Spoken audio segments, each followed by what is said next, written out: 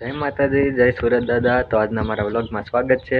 તો આજે આપણે જવાનું છે ગરમલી મિત્રો, ત્યાં ફુલ્યાકું છે। તો ફુલ્યાકું જોવા માટે મારા વ્લોગમાં બન્યા રહેજો। તો મિત્રો ફાઇનલી હવે ગરમલી તરફ આપણે નીકળી ગયા છે। તો વરઘોડો જોવા માટે બન્યા રહો અમારા વ્લોગમાં। ફાઇનલી મિત્રો ગરમલી પૂગી ગયા છે। તો ફુલ્યાકું જોવા માટે બન્યા રહેજો મારા વ્લોગમાં।